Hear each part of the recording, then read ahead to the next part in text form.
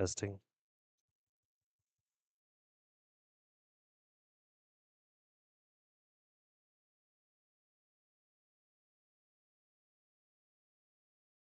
Are y'all ready for this?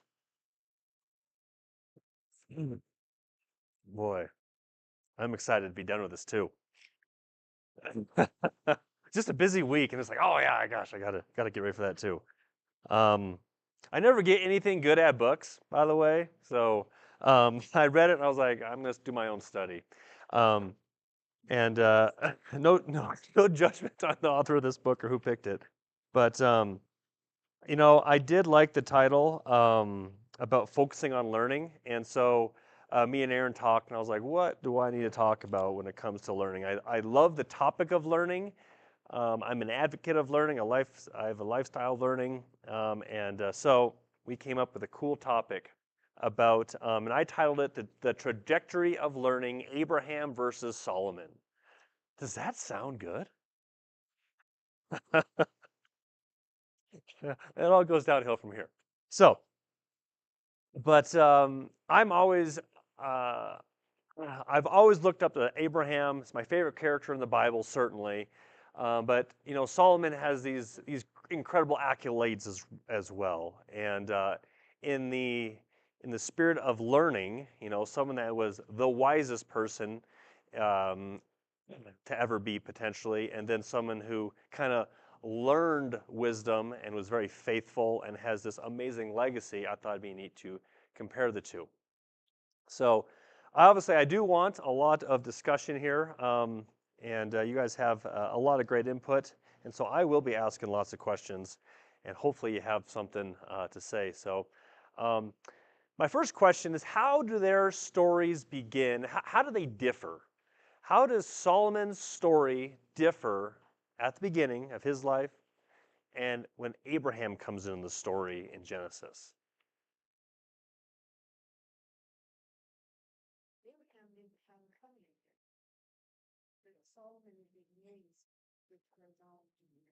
Okay. Solomon had a silver spoon, actually a gold spoon. It wasn't even a silver spoon, it was a gold spoon. Okay. He had the law, he had prophets, he had history, he had the Israelites. Okay. Versus Abraham, he was a nomad. He was a sojourner. He came from the land of Ur. He pretty much left everything he had to start this wandering around. Okay, what else? Well, to tie in with that, um, apparently Abraham's family was not seekers of God. So we're not sure when his seeking God started, but obviously it was very deep. Otherwise, he wouldn't have followed God when God told him, leave Ur, and I'll show you where to stop. And then you already talked about Solomon. He had the other side of the story. When Abraham comes onto the scene, he's 75 years old in chapter 12 of Genesis. And I see that as, I think God watched him for 75 years. And he watched him. He said, I think that's the guy that is I'm going to usher in the Abrahamic covenant and, all these promises that are still today. Versus Solomon was young, very, very young. Okay, what else?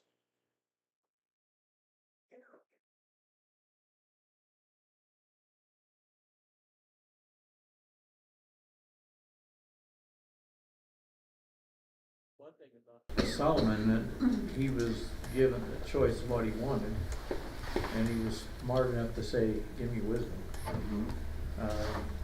We don't see that with Abraham. It's not because he probably couldn't have asked for it and received some, but we don't see that in his record. Let's read about that because I thought about that as well. We're going to go to First Kings is where the story of Solomon is, and we're going to read in chapter 3, 1 Kings chapter 3. It's actually a prayer, and I'm just going to read 3 through 14.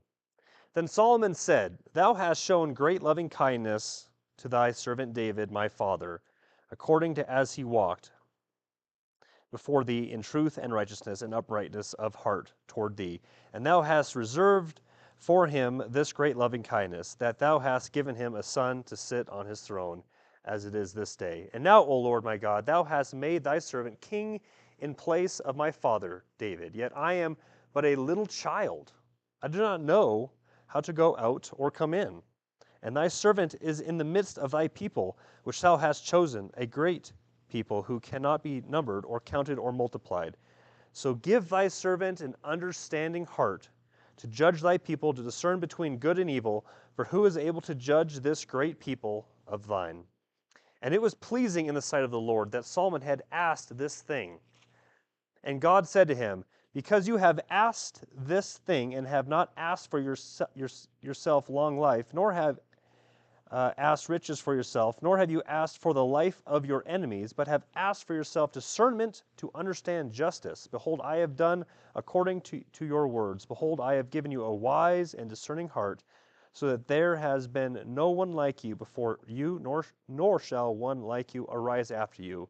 And I have also given you what you have not asked, both riches and honor, so that there will not be any among the kings like you all of your days. And so, yeah, he just asks for it. And God just imparts it to him, like just a little download. And what a neat thing. I think there are some limitations to that wisdom, as we'll get at. But it was a lot of knowledge. In fact, it was discernment. He wanted to know how to lead the people. And we see the stories of him being very discerning and being a great leader. Solomon started out so good. He started out, his trajectory of learning was, he was just given it at a young age, and it was for a good reason. And it even said, what I read is he loved God. So yes, Abraham had no scripture, no religious guidance really. He had really no history, or he was leaving his family history. He was older. He had more direct communication with God, and all those communication was like of this unrealized promise. I got this promise for you. I got this promise for you. And he believed it. Abraham was a man of just belief. He just literally just would believe what God told him. God promised him the promised land. He even said, from in chapter 15 of Genesis, I'm going to, from this river to this river, I'm going to promise you this. And who realized that promise? It was Solomon. In Solomon's kingdom, he's the one that actually got the promise that God gave Abraham. Versus Solomon his dad was a king. And he had all the lavish things that a king had. So that's kind of how the story starts. How did the middle of their lives differ? As we read about Solomon and as we read about Abraham, what are some differences between the story, the narratives of Abraham and Solomon? The middle life of Abraham, unless you call him middle life starting at 75. Yeah. Let's call it 75 to like 100. He actually dies at like 175. That's unbelievable. But mid-story. Let's call it mid-story. What are the differences?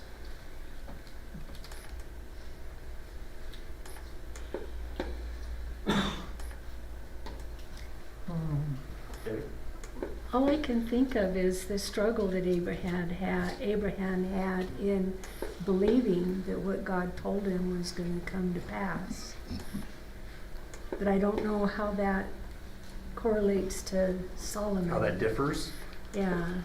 So Abraham, he was,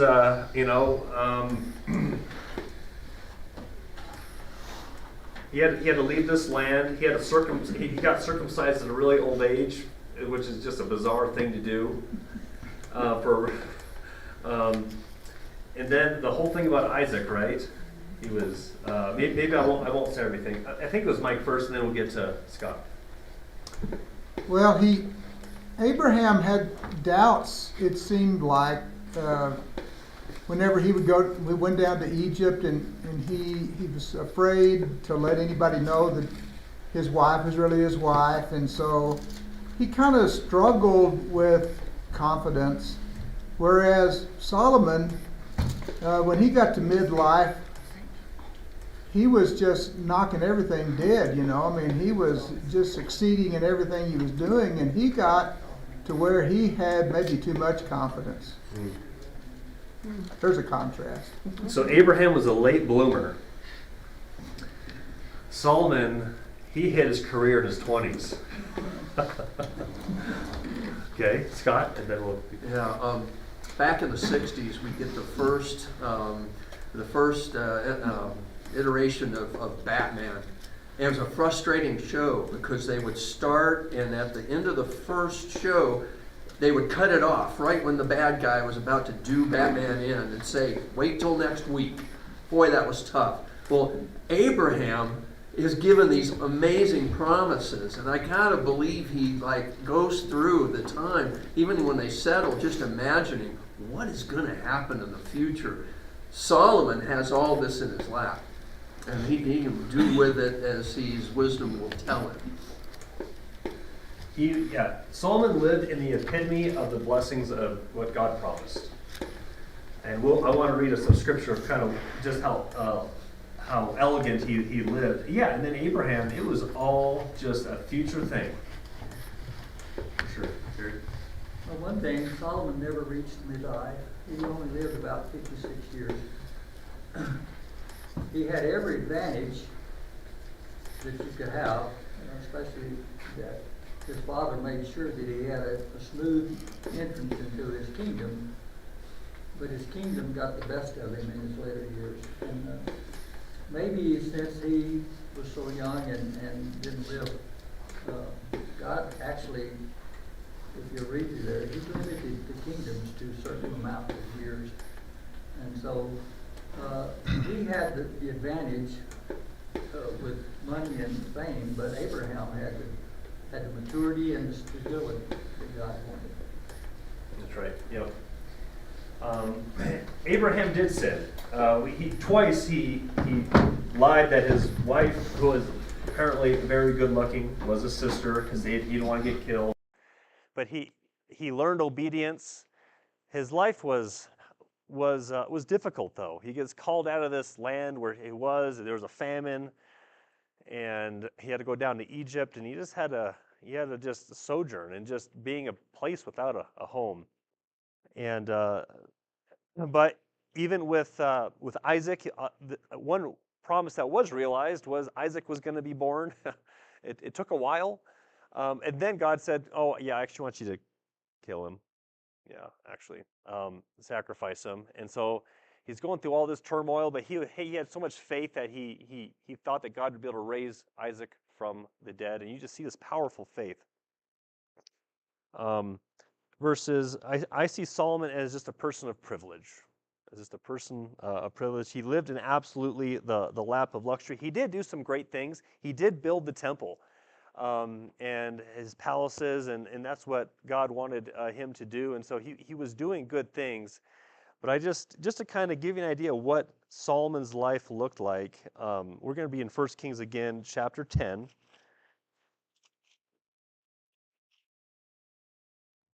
And all the blessings and all the wisdom that God gave him is kind of shown here. I'm going to start in verse 14 in chapter 10 of 1 Kings. Now the weight of gold which came into Solomon in 1 year was 666 talents of gold. Besides that, from the traders and the wares of the merchants and all the kings of the Arabs and the governors of the country. And King Solomon made 200 large shields of beaten gold, using 600 shekels of gold for each large shield. And he made 300 shields of beaten gold, using 3 minas of gold on each shield. And the king put them in the house of of the forest of Lebanon. Moreover, the king made a great throne of ivory, overlaid it with refined gold. There were 6 steps to the throne, and round top to the throne at its rear, and arms on each side of the seat, and 2 lions standing beside the arms. And 12 lions were standing there on the 6 steps on one side and on the other. Nothing like it was made for any other kingdom. And all of King Solomon's drinking vessels were of gold, and all vessels of the house of the forest of Lebanon were of pure gold. None was of silver. It was not considered valuable in the days of Solomon. Just to kind of give you an idea of how rich he was, silver, pure silver, wasn't even considered valuable in the day of Solomon. For the king had at sea in the ships of Tarshish with the ships of Haran. Once every 3 years, the ships of Tarshish came bringing gold and silver, ivory, and apes and peacocks. It's just crazy. Like apes, like he's going to play some apes. It's just, so the King Solomon became greater than all the kings of the earth in riches and in wisdom. And all the earth was seeking the presence of Solomon to hear his wisdom which God had put in his heart. And they brought every man his gift, articles of silver and gold, garments, weapons, spices, horses, and mules, so much year by year. I can keep going, but you get the idea. Just the lap of luxury. And a lot of these were blessings from God. And a lot of these, I'm sure he actually attained through the wisdom that God gave him. And so it all kind of sounds good up to now in some ways. And then you start reading about kind of how the Bible summarizes some of these individuals' lives. And that's kind of what we're going to go into, because I want to leave quite a bit of room for application here. How is Abraham's life summarized in Scripture?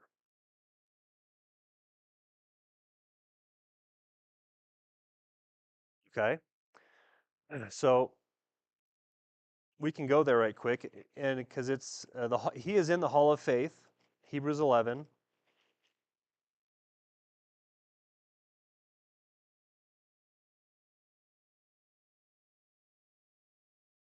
I find it interesting who is in the Hall of Faith sometime and who is not. Our other character is not in the Hall of Faith. Hebrews 11. We're going to start in verse 8. By faith, Abraham. In Hebrews, if you read Hebrews, faith can be faithful. Faithfulness. It's the same word, and I've always liked reading Hebrews by saying, by faithfulness, Abraham, when he was called, obeyed by going out to a place where he was to receive for an inheritance, and he went out not knowing where he was going. By faithfulness, he lived as an alien in the land of promise in a foreign land, dwelling in tents with Isaac and Jacob, fellow heirs of the same promise. For he was looking for the city which has foundations, whose architect and builder is God. And it goes into Sarah as well. So yeah, he was considered to be this person just of faith. He didn't have a lot. He actually had almost nothing to build off of, and he was literally the father of faith. Jerry mentioned that Solomon died early. In Genesis, it actually says that Abraham died an old man that was kind of content. I think it was at 175 years old. Okay?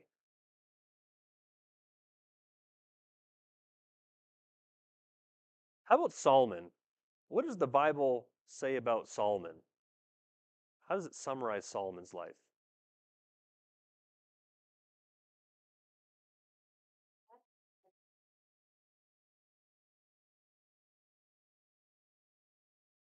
That would bring him pleasure, and it was for naught. It wasn't important, the things that he did. It's like some of that gold and silver got to his head a little bit. Yeah. And all those horses and all those ships and all those apes. And all the wives. Yes. Yeah, okay. We're going to read a little bit about that. Anyone else? I think that being king went to his head in the fact that he felt like he needed to make alliances with all these other kings and leaders of countries, and so then he would marry their daughters or people from their land, and that, I think that's what actually pulled him away from God. When Solomon first inherited the kingdom, it says that there was essentially no strife. There were no enemies.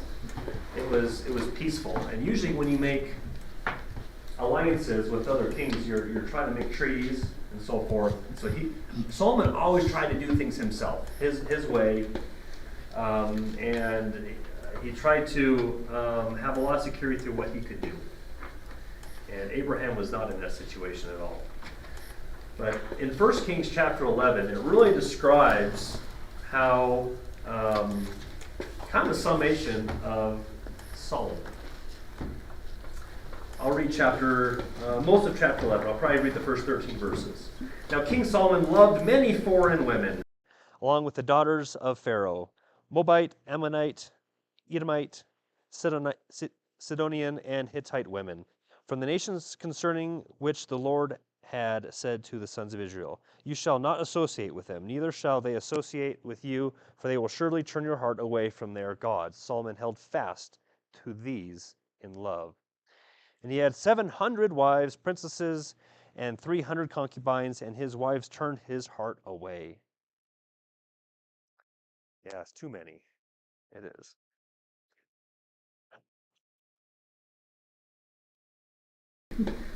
You know, that's an Interesting comment. Because I thought God gave him a bunch of wisdom. There was limitations to that wisdom. So we'll talk about that in a little bit. For it came about when Solomon was old, his wives turned his heart away after other gods, and his heart was not wholly devoted to the Lord his God, as the heart of David his father had been. For Solomon went after Ashtoreth, the goddess of Sidonians, and after Milcom, the detestable idol of the Ammonites. And Solomon did what was evil in the sight of the Lord, and did not follow the Lord fully, as David his father had done. Then Solomon built a high place for Chemosh, the detestable idol of Moab, on the mountain which is east of Jerusalem, and the Molech, the detestable idol of the sons of Ammon. This also he did for all his foreign wives, who burned incense and sacrificed to their gods.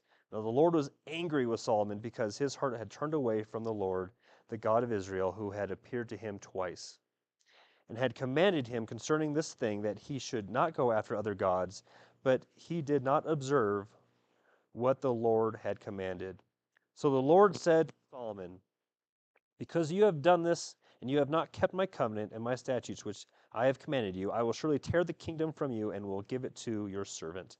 Nevertheless, I will not do it in your days for the sake of your father David, but I will tear it out of the hand of your son. However, I will not tear away all the kingdom, but I will give one tribe to your son for the sake of my servant David, for the sake of Jerusalem, which I have chosen." Man, this is the guy that God gave all the wisdom to, right? Isn't that crazy that this is almost a summation of Solomon's life? The son of David, the man after God's own heart. What happened? Isn't this the guy that wrote some books of the Bible that we cherish so much? Ecclesiastes, Proverbs, and all those, and Song of Solomon. Is that there's 3 of them there, I think. Maybe some Psalms. I think it's interesting when we're talking about learning. Solomon had learned a lot at the very beginning. He was given this, and it was given for a noble reason, but he ended his life so poorly. Although Abraham maybe was considered to not have a lot of knowledge, he was just on faith, and how he finished so strong. And his legacy was so It was so important to even us.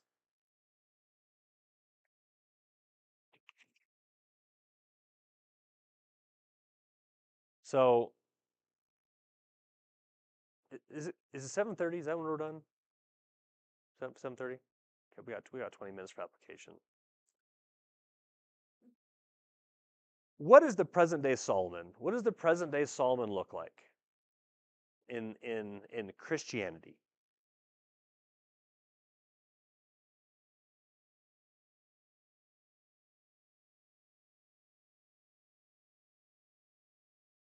You know, it's possible for a young person to be in a Christian family and go to Sunday school and listen to sermons and stuff like that, and somehow the real faith in God, really believe in God and love God and have really idealistic viewpoint toward God and the church, life, and everything else.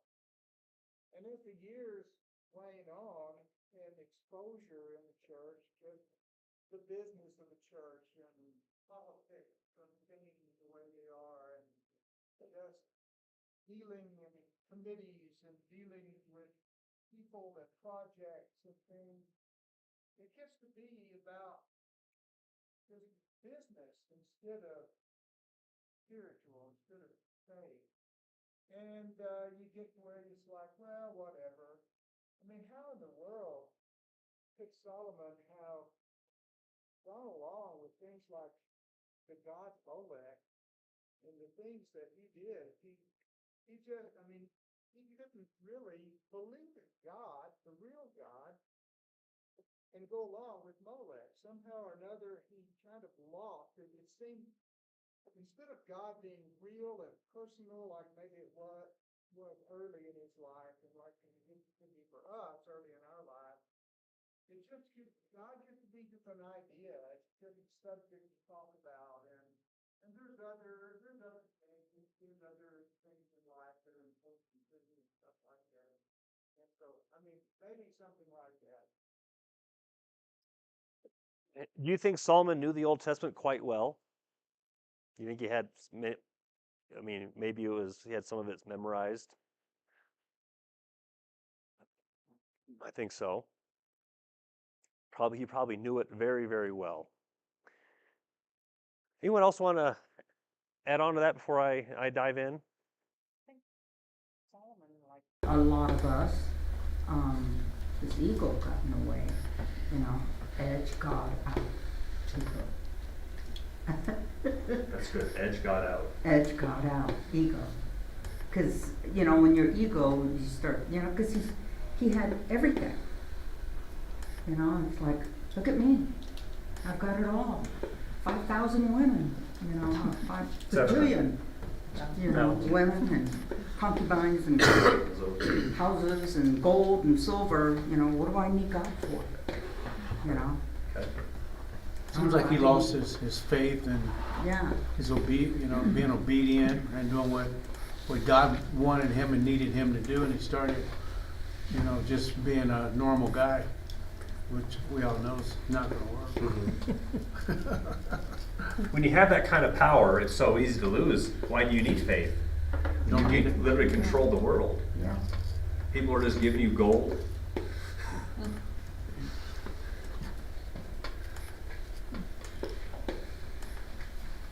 So kind of what Mike was saying, so Solomon at a young age, he knew a lot, and it wasn't false doctrines. So what does that person look like today? It could be someone that was raised in the church, who was fed the truth. They know all the tenets of doctrine. They eventually got to the point where they got baptized, and then that's kind of the pinnacle. It's kind of the pinnacle of their Christian walk. And then what else do I need to do, right? I mean, that's kind of it. I've done my learning. Now I'm just gonna go do what I want to do. Yeah, I was converted in Baton Rouge at LSU, and I had been to the South and all, one of the things about, and I've been to a church in North Dakota, and we're here in Rapid City. The churches up here are rather, on the average, rather small. And to be a member, those of us who are members, we're needed. We have to do the work and take a part in it. And in the South, one thing I found that I kind of experienced was a lot of the larger churches, you can really be invisible. If you want to be a part of it, if you really want to live your faith, you have to decide to do that. And I almost feel like Solomon, he just didn't require. He got used to not being required to really act on his relationship with God. He just did the king thing, and it just kind of turned his heart cold, because he didn't intend to really build his relationship with God. Maybe he took it for granted, I guess. I think he absolutely did take it for granted. In Solomon's day, there was only one true religion, but he himself started the second, third, and fourth, and so on. When Jesus was crucified and came back on the first day of Pentecost, there was only one true religion. How many are there today? One of these. Hundreds. So every generation or every dispensation of time, Satan manages to get his hooks in this thing.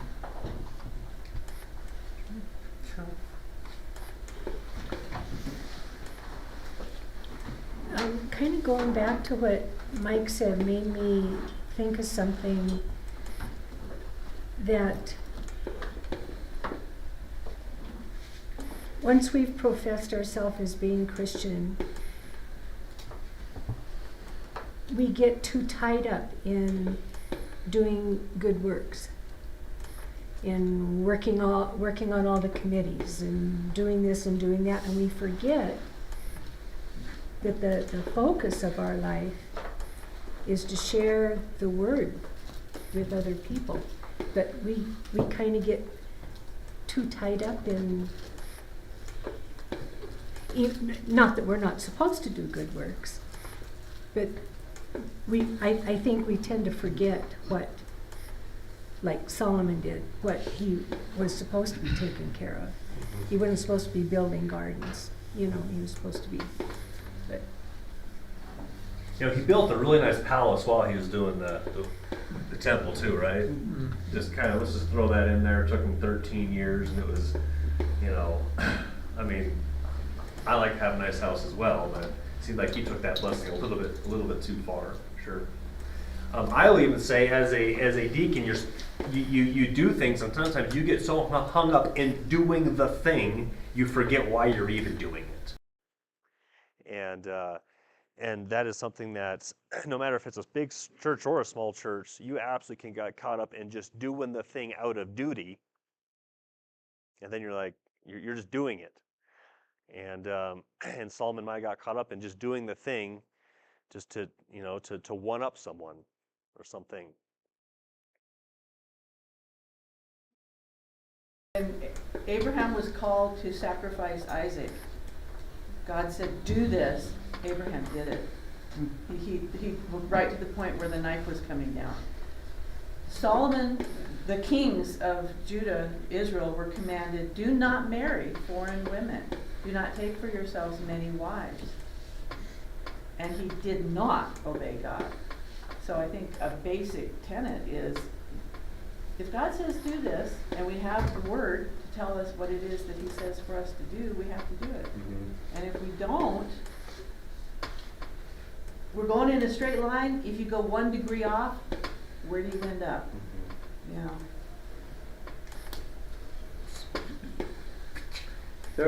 There are so many things in our lives today, and I think it always has been this way, that can get us off track. And like she said, you don't have to go off track very far. You start off there, but if you take 2 lines and they're going just a little bit off, they go a long ways off at the end. And so I think we have to be careful not to get our focus diverted, get our goal diverted, and so I think that's probably what can happen to us today. So the present day Solomon could be someone that they know a lot. They could argue scriptures very well for themselves. They might have done some things right as a youth. They've kind of they've fallen into complacency, and they're just kind of backsliding. But we still emphasize sometimes too much what was done at youth, and that we're just still okay.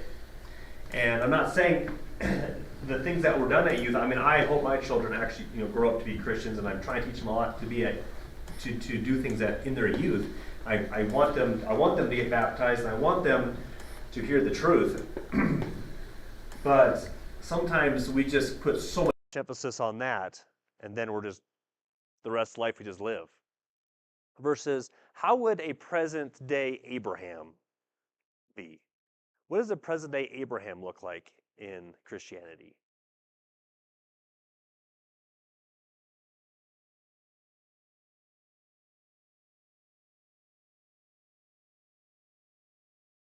I think he would be one that is devoted to God and obedient.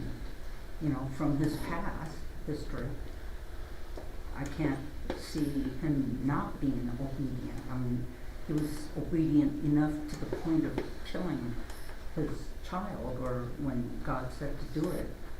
So I can't imagine. I read all that, and then I think of myself, and I ask myself, would I, if God said, kill my son? There's days I would like to, but I would be able to follow through with it. Yeah, but that'd be motivated by anger, not obedience. Who else? What does the present day Abraham look like in Christianity? I think that one of the things is that, we have Abraham's example in Hebrews 11 as you read, and we look around Christian people that we know, and we think, I want to be like that person. I want to be like that person.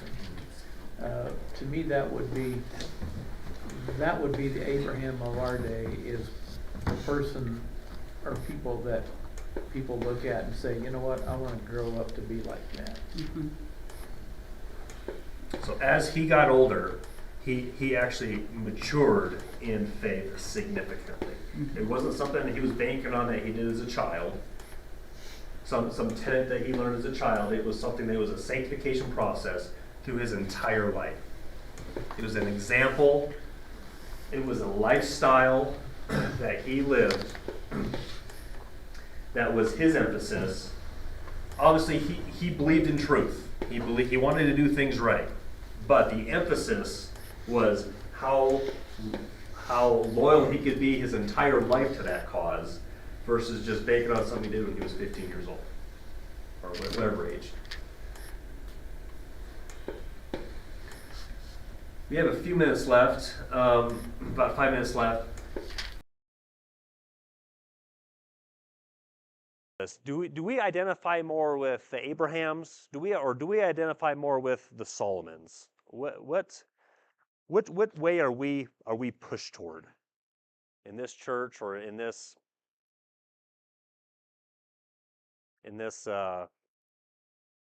I guess it's just in our Christianity, which way are we pushed toward? What do we emphasize? Well, we're to, follow like Abraham. But I think every one of us, we all struggle in our daily walk with, life gets in the way. And, I think the biggest thing for me is that I remember, it's like, a forgot again. And then I come back, you know, and I think that's what God wants from me, is to make sure that I continue to strive to get better every day, because I'm not anywhere near where I should be. The title of the book is Spiritual Growth, and spiritual growth is not a one and done Yeah. kind of thing. It's like watching a baby. The baby's born, that's not it. Ta-da, you know, there we have, the baby has to grow, and so we have here in this room, we have people who, there's Scott and Mike and well, everybody look around and say, we have so many people who have continued to grow, and that example is there for us to follow, and they're not stepping on us as they're growing, they're taking us along with them as they're growing. And I always think, well, I'm just going to kind of give you the scenario of what I believe, you know, us Christians are in. And I think we identify a lot like Solomon because we also live in the epitome of God's blessings. We live in a country that is unbelievably prosperous. Abraham didn't have AC. We have AC. We have like chocolate. You know, we got all kinds of good stuff. But spiritually, we live in the Crispin dispensation where your sins are just forgiven. There's really no consequence to it. We have religious liberties like Solomon had, where we were not persecuted like Solomon. We have things that people for millennia have wished to have, and we are just lavished by these blessings. And I believe sometimes our circumstances, with that point of view, can very much identify with Solomon's. And it can be very, very easy to see things like Solomon did. Just sin, you'll be forgiven. You just live your life. God died for you. And that's a tempting way to look at things, but as you know, Solomon, his conclusion to his life was not good. And if we have that perspective, the conclusion to our life might not be good either. And do you guys agree with that? Do you feel like we have that pull in our society, in our Christian society?